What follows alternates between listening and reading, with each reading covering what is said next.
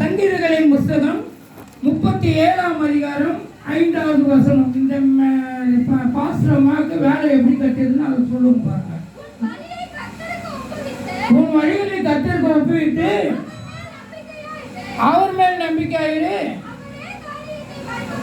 இப்ப யார் வாய்க்க பண்ணாரு? இப்ப பாத்தீங்களா, இவங்க போந்து வந்ததெல்லாம் எனக்கு ஏதாவது தெரியுமா? ஆனால் நீங்கள் கர்த்தர் மேல் நம்பிக்கை இருந்தால் உங்கள் காரியங்களை அவர் என்ன பண்ணுவாரு? காரியங்களை தட்டி சந்தோஷமா சொல்லுங்க. கர்த்தர் மேல் நாம் நம்பிக்கை இருந்தா என்ன பண்ணுவாருங்க? எப்படியெல்லாம் நான் நம்பிக்கை இருக்கிறேங்க.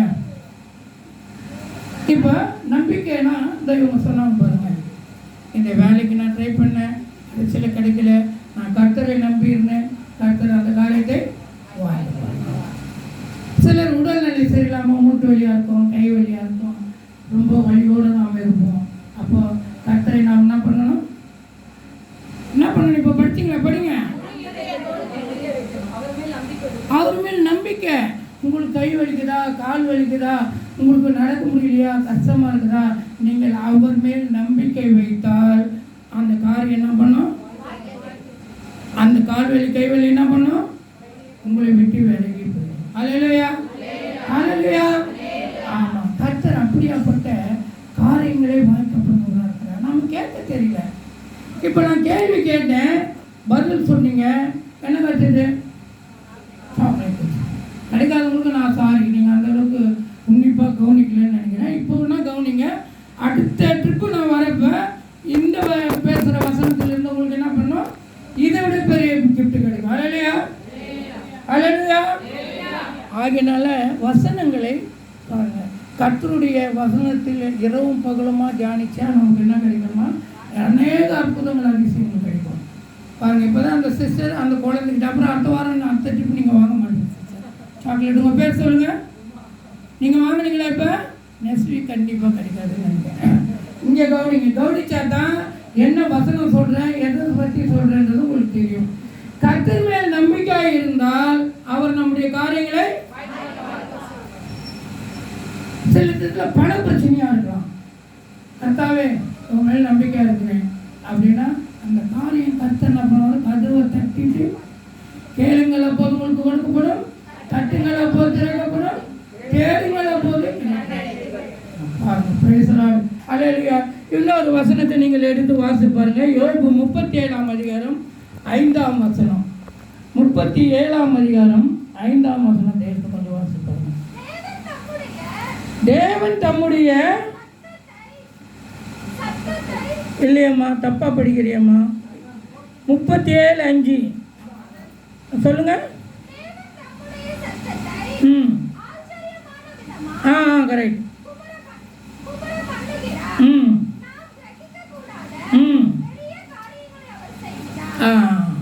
நாம் கிரகிக்க முடியாத பெரிய காரியங்களா? இந்த காரியம் இவங்க நினைச்சிருப்பாங்களா?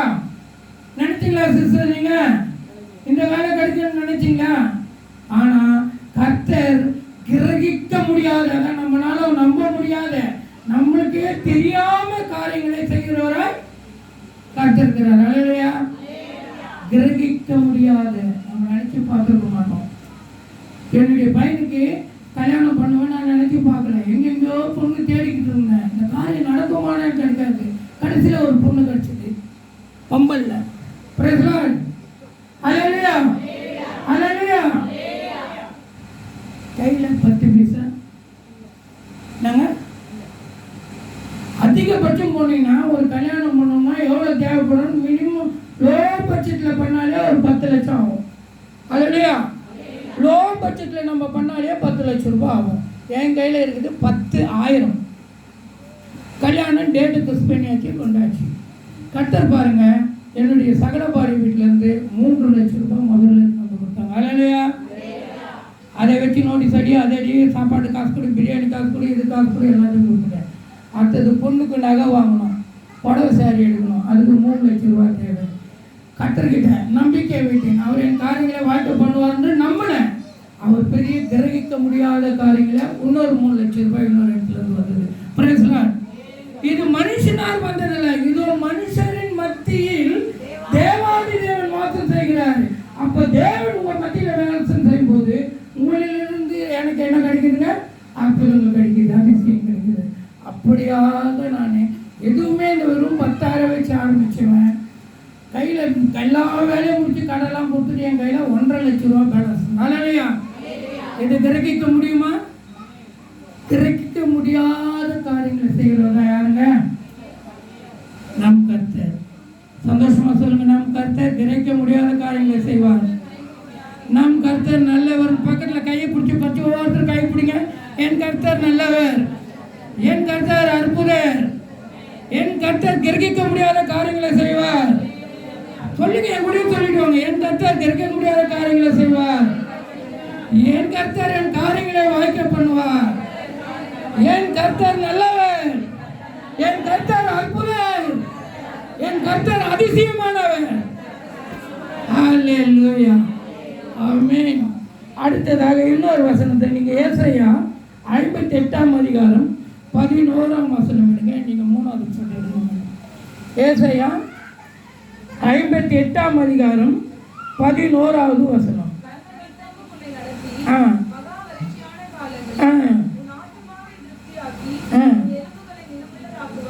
போதும் விடுங்க மேடம், அதுவே போதும்.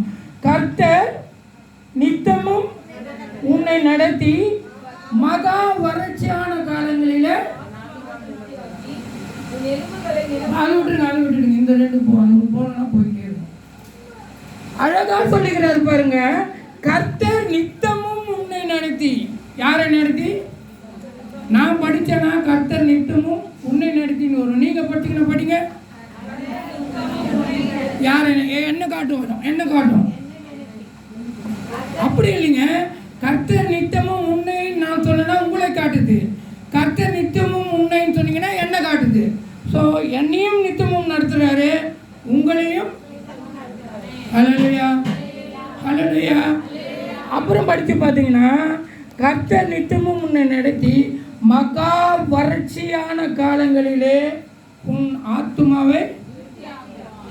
வறட்சியான காலம், பஞ்ச காலம். அதுக்கே நான் ஒரு சாக்லேட் கொடுத்துருக்கணும்.